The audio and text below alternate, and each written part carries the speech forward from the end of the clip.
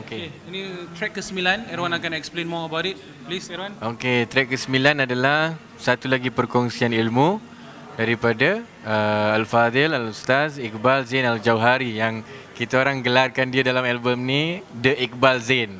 Supaya sinambung lah, The Muhibbin, The Habsyi, The Luqman, The Iqbal Zain.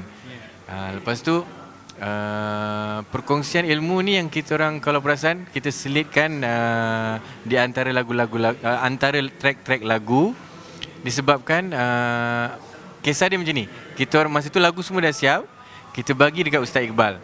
Dekat Ustaz Iqbal, kita jemput Ustaz Iqbal untuk berikan perkongsian ilmu. Dan subhanallah, bila jumpa balik dengan Ustaz Iqbal tu, dia punya research terhadap lagu tu, dia dengar lagu tu, dan dia masa tu dia tunjukkan kita orang dah grupkan. Okey, lagu Muhibbin sebenarnya ada dua. Satu grup tentang rintihan kepada Allah Subhanahu Taala, doa. Satu lagi selawat. Subhanallah. So dia maksudnya dia punya research terhadap lagu tu. Dan saya beritahu dia, Ustaz, hati-hati lagunya begini. Kalau segalanya kepadamu tu tentang tawakal. Kalau kacamata cinta tentang sangka baik, dan seterusnya. Lepas tu dia ambil poin-poin yang saya beritahu dia tu, dan dia kaitkan dengan perkongsian ilmu dia. Dan itulah salah satu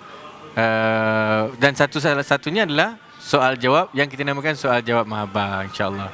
Dan track nombor 10 adalah Qad Kafani. Ini Adib punya favorite. Okey. Ini adalah favorite Adib lah, yang favorite kasidah. Adib rasa kasidah ni okey, Qad Kafani ni adalah sebuah kasidah yang sudah berusia beratus-ratus tahun. Qad Kafani tu maknanya dalam bahasa Melayu kita adalah cukuplah bagiku. Dan kasidah ini telah ditulis oleh seorang yang sangat, subhanallah, Allah, cinta dia pada Allah lebih pada cinta kita pada Allah. Orang yang ilmunya begitu tinggi sampai dia dicintai bukan saja oleh kami, di seluruh manusia, seluruh sejagat ni, orang kata satu jagat ni. Nama dia adalah Al-Imam Abdullah bin Alawi Al-Haddad. Dan beliau, banyak kisah-kisah beliau yang kami dengar daripada guru-guru kami, yang membuatkan kami jatuh cintalah secara amnya dengan kisah-kisah kerendahan hati Imam Haddad, kisah-kisah ketinggian ilmu beliau. Ada satu kisah tu, Haddad ni namanya besi, maksudnya besi. So ada seorang ayah ni, dia nak suruh anak dia pergi ke tukang besi. Dia kata, kau pergi jumpa Al-Haddad. Okey, anak ni pergi jumpa Imam Al-Haddad. So Imam Al-Haddad ni masa tu dah memang seorang guru yang besar. So dia pergi dekat Imam Al-Haddad dan dia tak kenal. Dia kata dia bagi pisau tu dekat Imam Al-Haddad, dan dia kata, ya tukang besi, ayahku minta pisaunya ditajamkan. Lepas tu Imam Al-Haddad ambil. Nanti kata datang balik besok pagi. So pendekkan cerita, dia pergi balik, ayah dia bagi duit, dia balik dengan duit tu. Ayah dia tanya, kenapa kau tak bayar tukang besi tu? Tak, tukang besi tu suruh bagi balik duit tu. Dia kata, siapa yang kau pergi? Dia katalah rumah tu. Dia kata, ya Allah, itu bukan rumah tukang besi, itu rumah Imam Abdullah Al-Haddad. So kisah dia tu, dia walaupun dia seorang guru yang mulia, yang besar, dia ambil juga kerja untuk menajamkan pisau orang tu. Dia tak sombong. Dia kata, kau tak tahu aku siapa, kan? Dia ambil juga, dan dia tak ambil bayaran pun. Itulah salah satu kisah Al-Imam Abdullah bin Alawi Al-Haddad yang menyentuh hati kami, insya-Allah. Itulah, Adib belajar banyak daripada kasidah ni. Bila Adib mengenalkan diri Adib kepada banyak-banyak kasidah ni, pada Adib kasidah ni adalah ibu segala kasidah lah. Maksud Adib ibu tu jangan salah anggap. Ibu tu adalah sebagai Adib punya, bila kita kenal sesuatu, kita baca istilah ibu tu adalah sebagai satu kasidah permulaan yang menggerakkan Adib untuk mengenal lagi banyak tentang kasidah. Dan Qad Kafani ni subhanallah adalah sebuah doa yang sangat-sangat tinggi. Sebab doa ini ditulis oleh beliau, seorang yang kita hormati walaupun dah beratus tahun. Subhanallah, insya-Allah semoga doa ni akan dimakbulkan sentiasa ingat untuk doa. Seterus okey. Macam mana nak cakap Arab 1 2 3? Wahid isnain. Salah tu. قد كفاني علم ربي من سؤالي واختياري فدعائي وابتهالي شاهد لي بافتقاري شاهد لي بافتقاري. Itu dia. Nak dengar lanjut? Dapatkan album kami. Okey, seterusnya. Ini adalah lagu yang terakhir kami rekod sebelum kami rasa, sebab kami mengganti satu lagu, kami tak ada satu lagu. So lagu ni tiba-tiba cakap, okeylah kita buang lagu ni lah, kita tak tahu nak buat apa. Jadi tiba-tiba Erwan datang, kami berbincang lah, cakap apalah kita nak buat ni, tambah satu lagi. So kami berdua dengan kawan-kawan yang lain membuat keputusan untuk membuat, sebab Erwan pernah cerita pasal lagu ni. So ini sebenarnya adalah terjemahan Erwan sendiri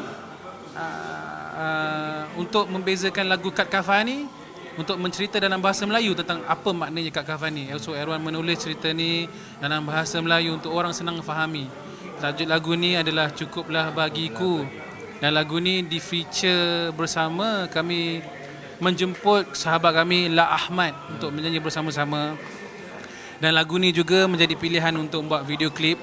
Tapi lagu ni bukan pilihan first single kami. Bukan, kami rasa nak buat lain sikit, buat kelainan sikit. Selalu orang buat first single, kami tak nak. InsyaAllah kami akan keluarkan daripada second single. Pasal lagu ni terlalu bermakna untuk kami, so kami nak simpan sikit dulu. Tapi orang dah minta banyak kan. Cukuplah Bagiku adalah doa juga. Seperti saya cakap, adalah terjemahan bahasa Melayu untuk Kad Kafani yang ditulis secara Erwan sendiri, cara dia sendiri. Itu apa yang datang pada hati beliau menulis. Dan lagu ni subhanallah ada dalam track nombor 11. InsyaAllah akan menjadi lagu favourite orang lain juga. Dan macam gini lagunya Erwan, nyanyi Erwan please. Your song. Dari mana? Should we start from the beginning? Anything of last time. Okay. Aku masih tetap ada di pintumu, tak ku jemu, tak ku lelah untuk menunggu, karena segalanya aku sangat inginkan rahmatmu. Ku yakin kau tahu dan itu cukup bagiku. Ya, itu dia. Saya tak boleh nyanyi, dia kata pecah malunya. Oi. Smash, kata Johan. Smash. Okey, itu dia. Cukuplah Bagiku insya-Allah. Erwan, track ke-12. Okey. Track ke-12 dengan ke-13 adalah track ke-12 perkongsian ilmu juga daripada The Iqbal Zain, Al-Fadhil Al-Ustaz Iqbal Zain Al-Jauhari. Dan pengampunan agung ni kalau kita dengar, kita macam tak percaya, sebab Allah Subhanahu Wa Taala kata secara ringkasnya, kalau kita punya dosa satu bumi ni jumlah dia, Allah datang dengan pengampunan satu bumi ni dan lebih. Sebesar mana dosa kita, pengampunan Allah Subhanahu Wa Taala lebih besar. Itu dia punya inti dia. Dan luar biasalah kalau kita fikirkan, ini satu-satu perkara yang kita perlu hayati, dan perlu bersyukur yang kita ni adalah hamba kepada Tuhan yang Maha Pengampun Lagi Maha Penyayang. Aiwa, na'am. Dan track ke-13 hashtag Love Cinta Mahabbah, ini sengaja kita namakan track ini dengan nama album, sebab di sinilah kita rasa hatinya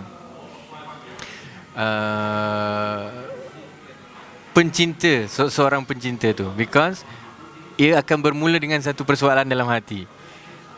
So bermulanya segala-galanya tentang cintanya adalah pada hati. So ada perbualan di antara saya dengan Ustaz Iqbal. So perbualan tu berkenaan hal.